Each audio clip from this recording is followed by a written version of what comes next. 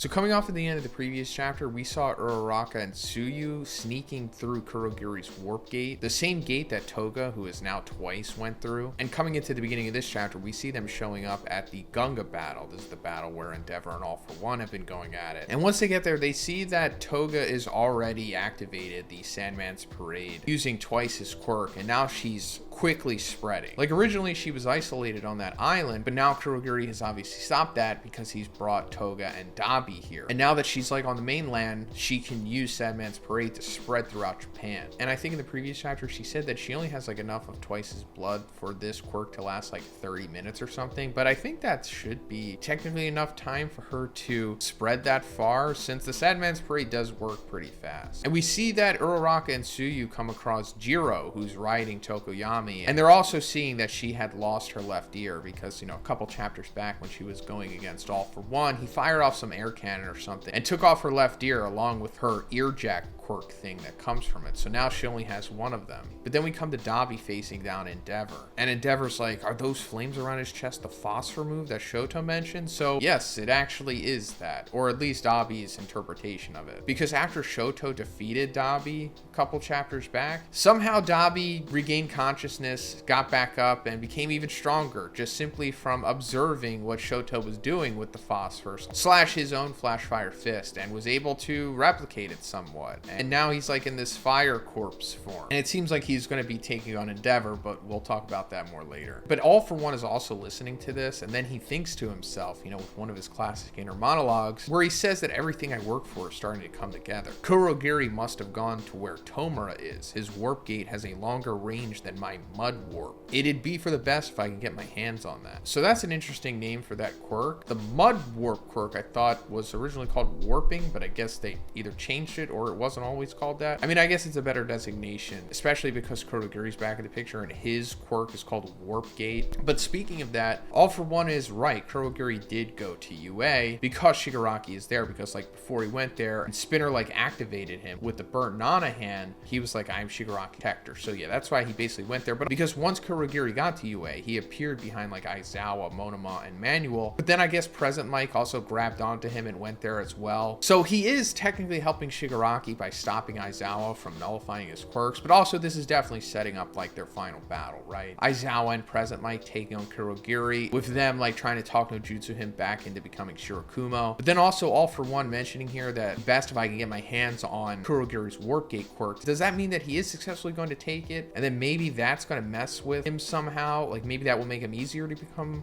Shirakumo again. I don't know if him taking the Warp Gate quirk will completely take away Shirakumo's base cloud quirk thing that he has, because it was technically made from that quirk, so I don't know if it completely altered the quirk factor or made a new one. But first, let's talk about the sponsor of this video, Extra Wallet. So guys, I can't express to you how much I love the Extra Wallet. I've been using it for over 2 years now, and it's never let me down once. Like 6 out of 10 times when I use this in public, I always get compliments on it, or I'm just asked like what it is. It's slim and sleek, holds 6 of your cards, and easily pop out with the click of a button.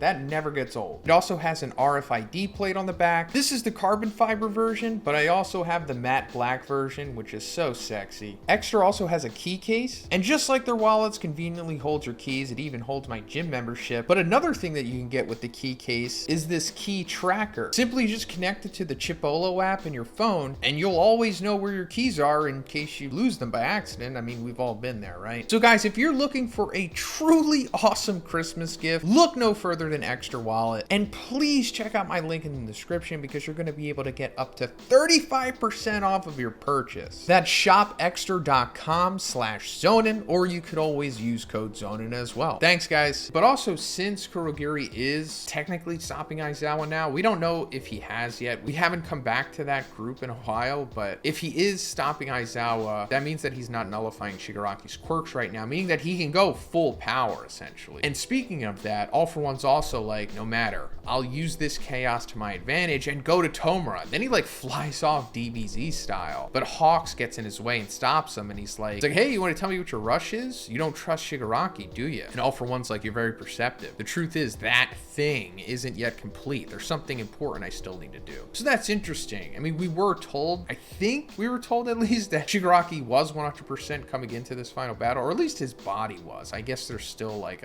another element that needs to complete him. And All For One, I guess, physically needs to be there to do it. So either it's because like his quirk Wi-Fi can only travel so far and he needs to be there in person to like fully take over his personality or something and become the dominant host of that body, or he needs to tangibly do something like he, I don't know, absorbs one another or something, kind of like Cell and the androids maybe, or there's just something else he needs to do. Maybe Yujiko gave him some, I don't know, thing and he needs to use it. But regardless, All For One needs to be there, and I do think that he will successfully get there. And by the time he gets there, I think Izuku might be out of the picture as well, because a couple chapters back, the second user told Izuku that you only have 5 minutes to use Gear Shift, essentially like his quirk. And while Izuku was using it and beating down Shigaraki / All For One, that basically meant that he only had 5 minutes before he would gas out or pass out or something like that. And I think that is probably going to happen. And at the same time, All For One is going to be able to unleash the full power of Shigaraki / his own full power. And then I guess that will be a portion of the arc where Izuku's out of the picture and everyone has to come together to stop All For One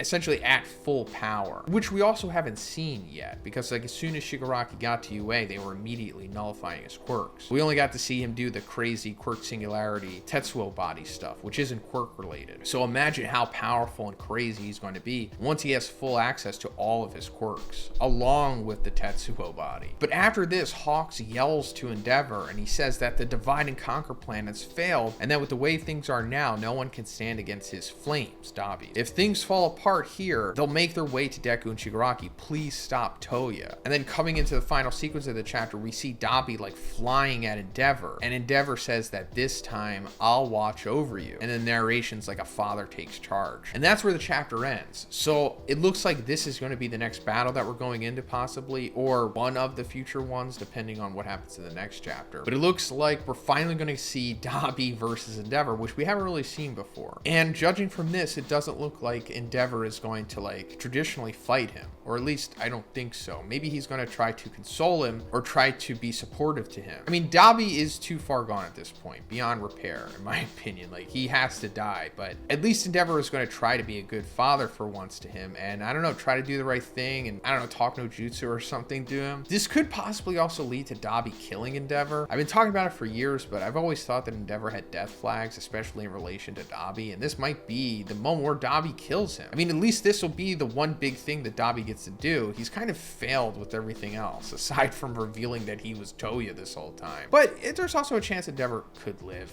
and Dabi just dies. But let me know what you think about this chapter in the comments, guys. And if you liked the video, please give it a like and please subscribe if you haven't already. Have a great day. I'll see you in the next one.